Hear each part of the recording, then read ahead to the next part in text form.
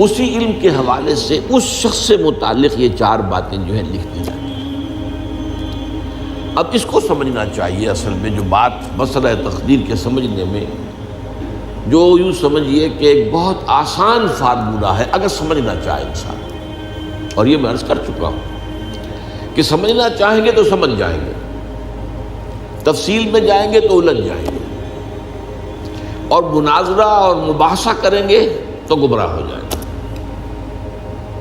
چنانچہ اسی پر میں حدیث آپ کو سنا چکا ہوں کہ ایک مرتبہ حضرت ابو ہریرہ فرماتے ہیں کہ حضور صلی اللہ علیہ وسلم برآمد ہوئے اپنے حجرے سے، اور ہم مسجد کے گوشے میں بیٹھے ہوئے تقدیر کے بارے میں بحث کر رہے تھے، تو آپ شدید ناراض ہوئے، اور اس قدر آپ کا چہرہ مبارک غصے کی وجہ سے سرخ ہو گیا کہ ایسے محسوس ہوا جیسا آپ کے گالوں میں انار کا رس جو ہے وہ ڈال دیا گیا ہے، وہ اس کے اوپر بہا دیا گیا، وہ سرخ قندھاری انار، اس کا تصور کیجئے، وہ عام تو انار نہیں جس کے اندر وہ رنگ نہیں ہوتا۔ پھر آپ نے فرمایا غصے سے، کیا تمہیں اس بات کا حکم دیا گیا؟ کیا مجھے تمہاری طرف اسی کام کے لیے بھیجا گیا کہ اس مسئلے میں تم بحث کرو؟ عزمت علیکم، میں تاکید کر رہا ہوں اس مسئلے میں بحث سے گریز کرو، بحث مت کرو۔ تو یہ مسئلہ اگرچہ اس اعتبار سے بڑا مشکل ہے، اگرچہ سمجھنا چاہیں تو سمجھ سکتے ہیں، لیکن میں ایک اور حدیث بھی آپ کو سنا دوں کہ اس پر ایمان کس قدر لازم ہے۔ یہ ایک تابعی ہے حضرت ابن الدیلمی رحمۃ اللہ علیہ، وہ فرماتے ہیں، ذرا طویل حدیث ہے، میں اس کا خلاصہ بیان کر رہا ہوں، کہ میرے دل میں تقدیر کے بارے میں کچھ وسوسے پیدا ہوئے، تو میں نے جو بھی کبار صحابہ اس وقت زندہ تھے، بقید حیات تھے، ان سب سے ملاقات کی۔ ابی ابن کعب رضی اللہ تعالی عنہ، جن کے بارے میں حضور نے فرمایا ہے کہ اقرأہم ابی ابن کعب، میرے صحابہ میں قرآن کا سب سے بڑا عالم ابی ابن کعب۔ ان کے علاوہ عبداللہ ابن مسعود کے پاس بھی میں گیا رضی اللہ تعالیٰ عنہ، جن کی حدیث ہم پڑھ رہے ہیں۔ حذیفہ بن یمان کے پاس میں گیا رضی اللہ تعالیٰ عنہ۔ ان سب نے ایک بات یہ کہی کہ دیکھو، ایک بات تو یہ جان لو کہ اللہ تعالیٰ کی قدرت سب شے پر حاوی ہے۔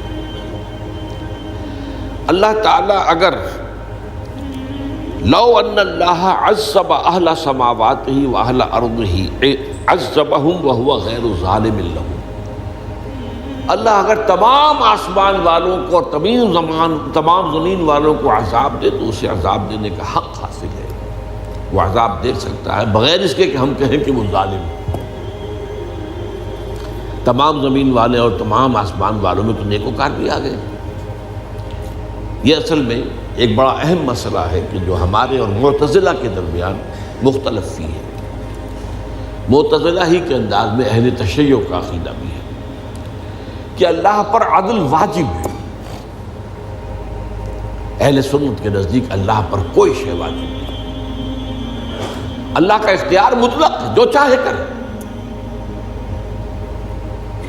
چنانچہ وہ ظالم کو معاف کر سکتا ہے جب چاہے، اور وہ کسی اچھے آدمی کو عذاب دے سکتا ہے جب چاہے۔ یغفر لمن یشاء ویعذب من یشاء واللہ علی کل شیء قدیر۔ یہ سورہ بقرہ کی آخری آیت میں ہے کہ آیات میں سے ہے، لاسٹ بٹ 3 آیت میں۔ تو اس اعتبار سے اللہ کا ایک تو اختیار مطلق ہے۔ پھر میں زید ابن ثابت کے پاس گیا تو انہوں نے یہی بات مرفوعاً بیان کی کہ میں نے خود حضور سے سنی ہے یہ بات۔ باقی 3 صحابہ کے بارے میں تو وہ کہتے ہیں کہ انہوں نے گویا کہ اپنی رائے کا اظہار کیا، اور اگر اللہ تعالیٰ چاہے لو رحمہم، تمام آسمان والوں اور تمام زمین والوں کو بخش دے اور رحم کرے، لکانت رحمتہ خیرا لہم من اعمالہم، تو اس کی رحمت جو ہے وہ یقیناً لوگوں کے اعمال سے بہت بالا ہے، بلند و برتر ہے، تو جو چاہے کرے۔ وہ ابو جہل کو بخش دے، کون اعتراض کر سکے گا؟ اور وہ کسی سے بڑے شخص کو جو ہے وہ عذاب دے، کون اعتراض کر سکتا ہے؟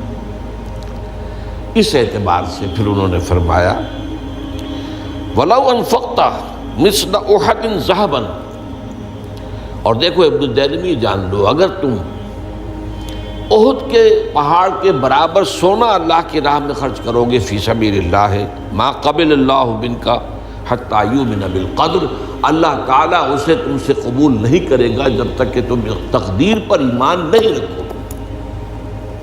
اور اس کے بعد فرمایا اعلم، جان لو، انما اصابک لم یکن لیخطئک، جو چیز تم پر واقع ہوتی ہے، کوئی تکلیف آتی ہے، کوئی حادثہ پیش آتا ہے، وہ تم سے ٹلنے والا تھا ہی نہیں۔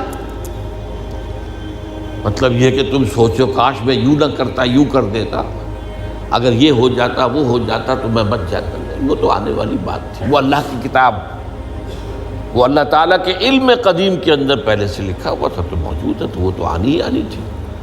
وَأَنَّمَا أَخْطَأَكَ لَمْ يَكُنْ لِيُصِيبَكَ، اور جو چیز کہ تم سے چھوٹ گئی، جاتی رہی، تمہارے ہاتھ سے نکل گئی، ممکن ہی نہیں تھا کہ وہ تمہیں ملتی، وہ اللہ تعالیٰ کا وہ جو علم قدیم ہے اس کے اندر پہلے سے طے ہے۔ وَلَوْ مِتَّ عَلَىٰ غَيْرِ هَٰذَا لَدَخَلْتَ النَّارَ، اگر دیکھو تم غور سے سن لو، اگر اس عقیدے کے سوا کسی اور پر تمہاری موت واقع ہوئی تو جہنم میں داخل ہو جاؤ۔ تو یہ اس ایمان بالقدر کی اہمیت کا معاملہ۔ اس کے لیے جو میں کہہ رہا تھا کہ ایک فارمولہ جو سمجھ میں آ سکتا ہے وہ یہ ہے، انگریزی کی جو اصطلاحات کے حوالے سے پہلے میں واضح کروں گا وہ ذرا زیادہ واضح ہے۔ ایک ہے پری نالج، کسی چیز کا علم پہلے سے ہونا، ایک ہے پری ڈیسٹینیشن، کسی شے کا پہلے سے طے پا جانا۔ ان دونوں میں گڑبڑ کا نہیں کرنا چاہیے۔ اللہ کا علم قدیم اس کے جبر کو مستلزم نہیں ہے، اس کا علم ہے یہ کہ تم یہ کرو گے، اس کا مطلب یہ نہیں ہے کہ تم اس کے جبر کے تحت کر رہے ہو۔ اس کی ایک سادہ سی مثال میں دیا کرتا ہوں، پھر میں عرض کروں گا، سمجھنا چاہیں تو یہ فارمولہ بہت کافی ہو جائے۔ آپ کسی بچے کے سامنے کوئی کھلونا ڈال دیں، آپ کو تقریباً یقین ہے وہ متوجہ ہوگا، اسے اٹھائے گا۔ ہو سکتا ہے بچہ کسی اور دھن میں ہو اس وقت، ادھر اس کی توجہ کسی اور کو نہ اٹھائے۔ اگر وہ اٹھا لیتا ہے تو آپ کے مجبور کرنے سے تو اس نے نہیں اٹھایا، اس نے تو اٹھایا ہے اپنے انسٹنکٹ کے تحت کہہ لیں، اپنے ارادے کے تحت کہہ لیں، آپ مجبور تو آپ نے کی۔